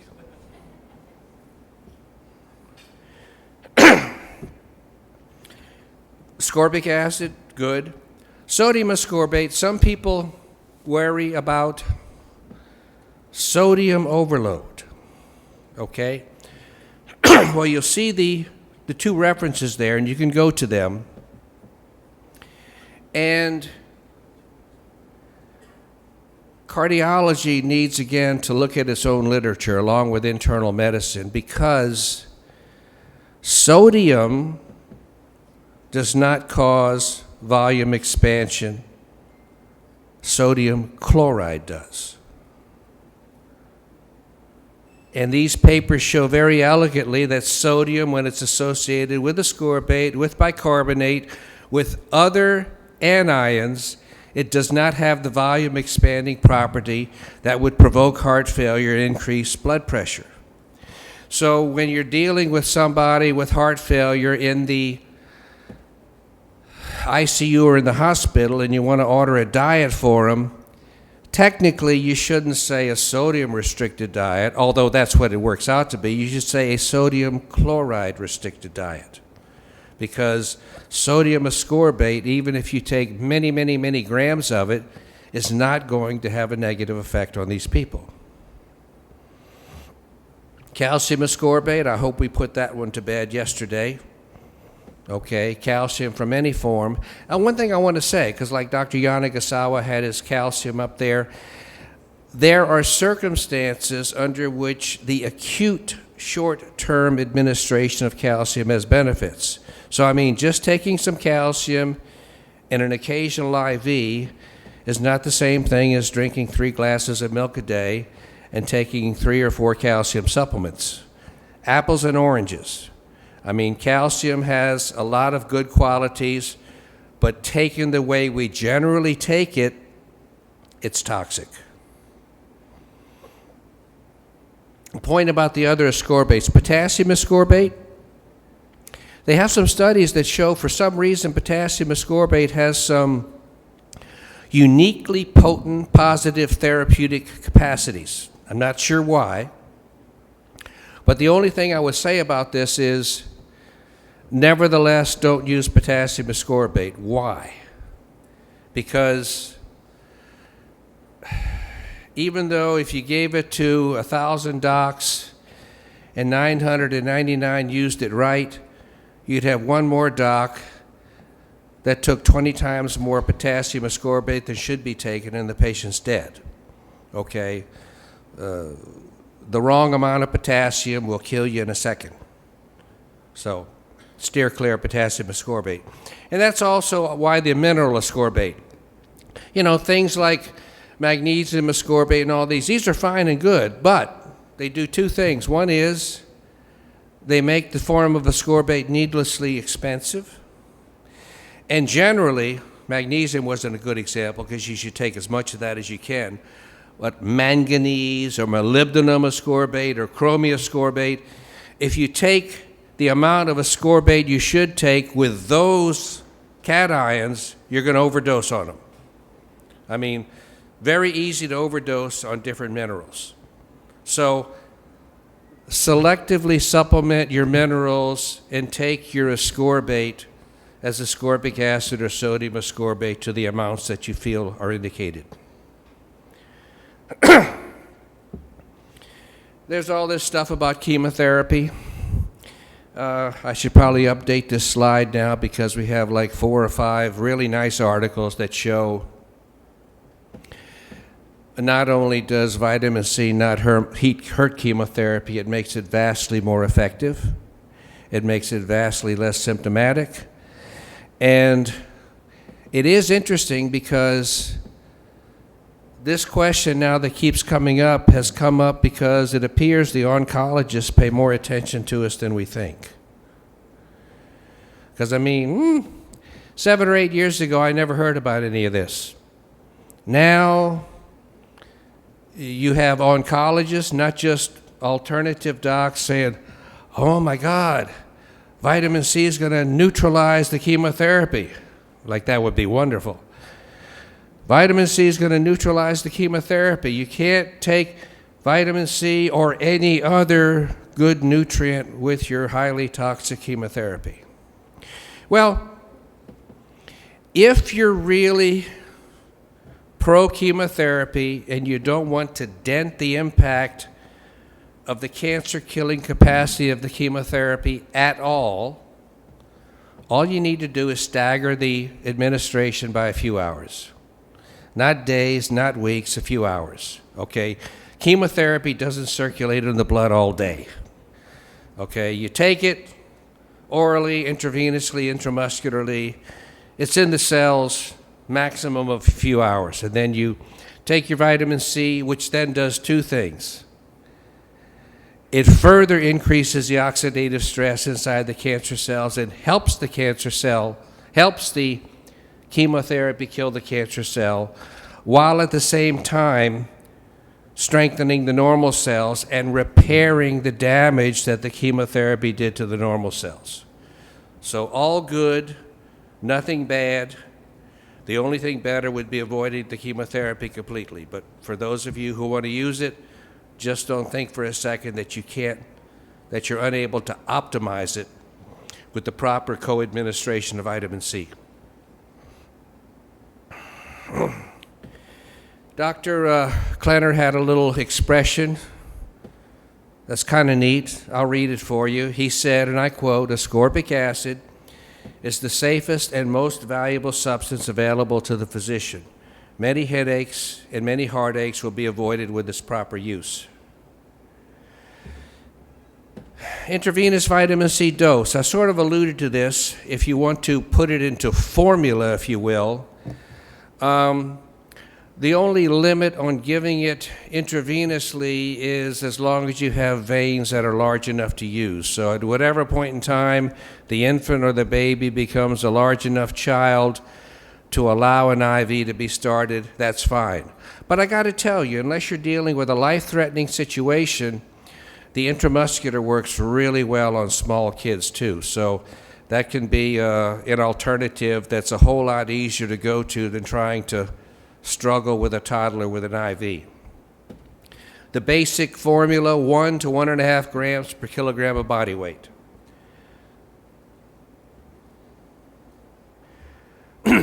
How quick do you do it?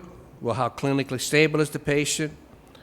Do they have a systemic disease or a localized disease? Is it an acute infection? Is it an acute toxin exposure? Is it an acute illness? Does the IV hurt? Let me say this. When an IV hurts, change the IV, discontinue it, putting it in another vein, because you should never fibrose or trash a vein with vitamin C. And if you're getting a lot of pain, relieving the pain with Procaine is not stopping the damage, it's just stopping the pain. So you're just going to assure yourself of having a comfortable trashing of an important vein. You restart it, you use a larger vein if possible. Oftentimes, this is a technical point, but one that gets overlooked a lot. When you have your vein and you stick your IV in then, and then you see that you have good blood return, you're clearly in the blood in the vein, and every time you start a little bit of vitamin C, it hurts. A lot of those, the catheter is in the vein, but directly pressing against the vein wall. There's no way to deal with that other than to discontinue it and start it in another spot and try to take a lower angle so that you go coaxial. Then you have a nice pain-free. Smaller women with smaller veins, pretty much the smaller the vein, the more likely you're going to have discomfort. Remember that the temperature of the blood is about, 98 degrees, give or take a degree. The closer, in very sensitive patients, not as a general rule, but in very sensitive patients, the closer you can get to body temperature, the less discomfort you're going to have. How do you do this practically speaking? Well, when you're using the IV bag, before you add anything to the IV, again, in the very sensitive patient, not as a general rule, you get a big pan of water, you get the water as hot as you can in that water, you throw the bag in there for 10 or 15 minutes.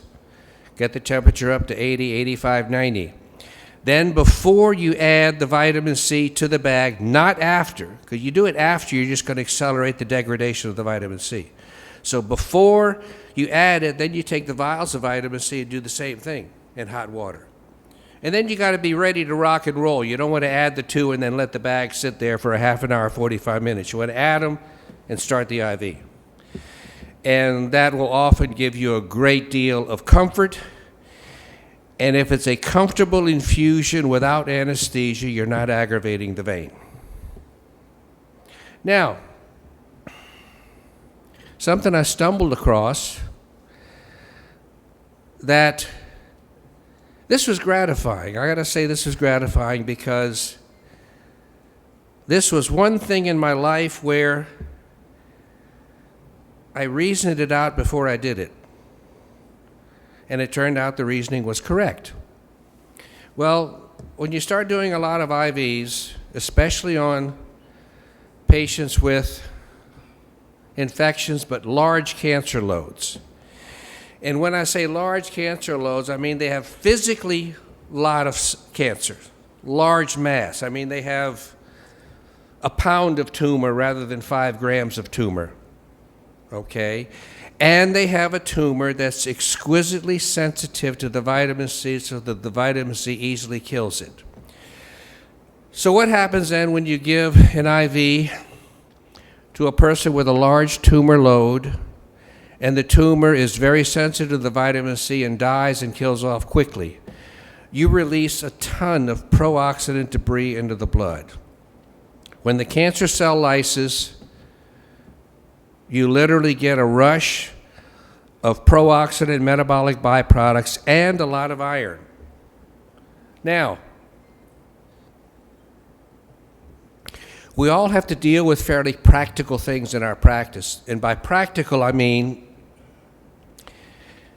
if you don't make the patient comfortable, they're not coming back. So you lose a patient, and somebody extremely sick never gets the proper treatment that they need and deserve. So, point being is you can't avoid somebody feeling uncomfortable, but if you follow what I'm going to tell you, you can almost have them always leaving the office feeling good. And it's what I call mop-up IV vitamin C. There's some formulas in here, but the formulas aren't nearly so important as the concept because you can manipulate the parameters of the formula. Let's say you're giving 50-gram infusion, and after half the bag is in, the patient is feeling like garbage. You've killed a lot of cancer cells, you're getting a huge I don't like this expression, but it's out there, Herxheimer-like response. That initially came from treating syphilis with penicillin, and that's certainly not what we're doing here. But the concept is true because if you kill a lot of pathogens, including syphilis, you release a lot of pro-oxidant debris into the blood. So in this case, let's talk about cancer. So you give 25 grams, and your patient's really feeling lousy, and what do?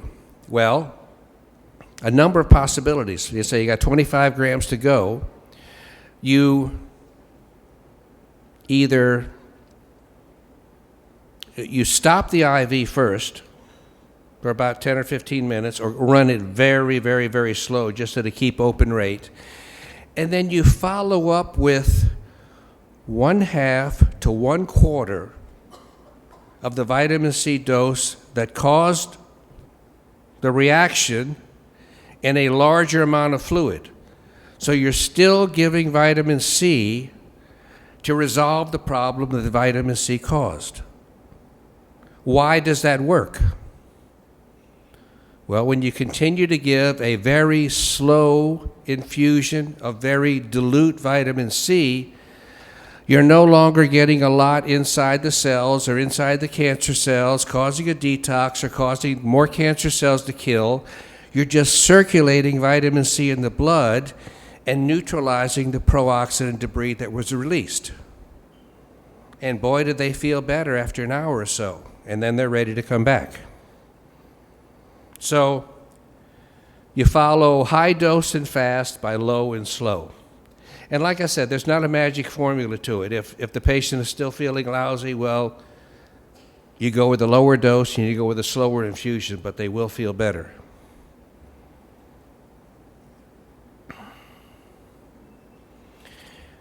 So, something I put together some time back, and it goes along with all these parameters we're talking about getting ascorbate saturation inside the body. It's the multi-C protocol. Like I said, I'm sure Klenner and Pauling and everybody else would have used liposomal C if they'd have had it, but they didn't have it. Well, we have it. So in the case of a multi-C protocol, when you're not getting your optimal response to highly dosed one form of vitamin C, you highly dose as many different forms as possible. The rationale is oral liposome encapsulated vitamin C, you're getting a lot directly inside the cell. You're getting a lot directly inside the important immune cells that circulate around the gut, because about 70% of your immune cells are directly enveloping your GI tract. And also, when you don't want to overload a renal insufficiency patient too much, not that much of an oral liposome dose passes through the kidney. Instead, most of it gets inside the cells. So that's different from an IV, where you're going to get a large amount in the blood, and you're going to get a large amount excreted out to the kidneys. How much of the oral liposomes do you use? Well, anywhere from 1 gram or 2 to 50 grams. You can give very, very large doses for a long time. I just assumed that there wasn't any point in going above 5 grams of liposome encapsulated vitamin C. Just my own gut feeling, what reacted to me, this, that, or the other. And since then, in the past year or so, I've had a lot of physicians come up to me at medical conferences, and you say, whoa, you know what? Said, I started this cancer patient on a box a day, 30 grams of the liposome, and you won't believe how well they're doing. So you just leave it out there as an option. It can get a little pricey when you do that, but it's not nearly as pricey as an IV.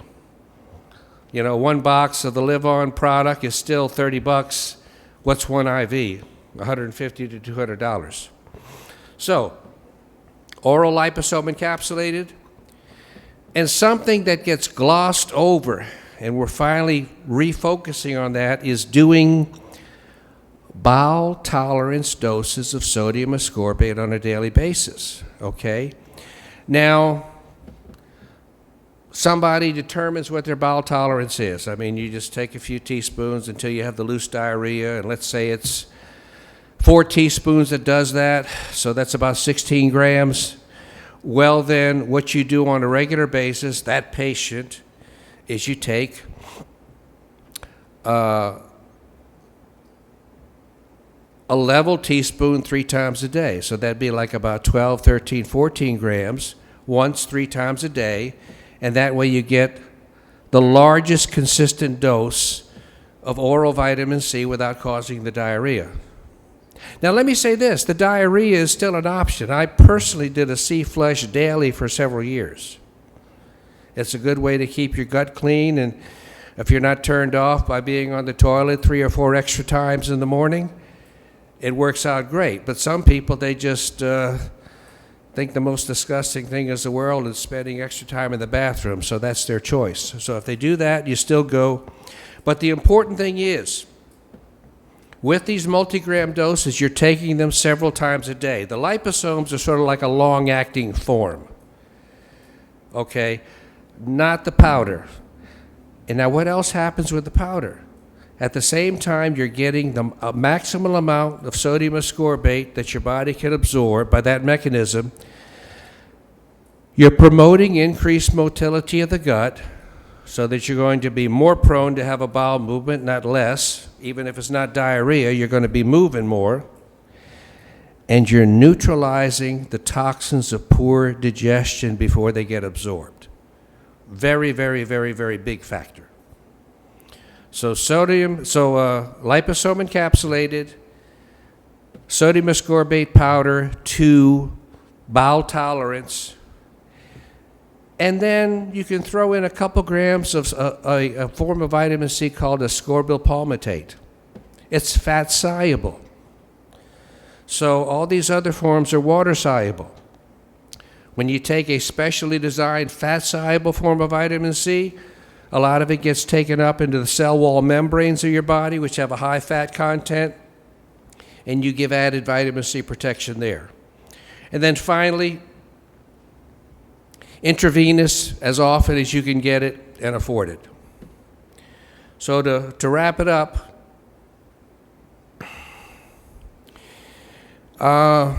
let's see. We're in Philippines. I don't know how familiar you are with Mark Twain. He's one of our more sage philosophers in years past. Well, Mark Twain had a saying where he said, "Be careful in reading health books. You may die of a misprint." And I think if Mark Twain knew what we knew about medicine, he might modify that statement to say, "Be careful in reading health books. You may die from something printed as intended." So ignorance as well as misinformation is often deadly. So thank you. See you this afternoon.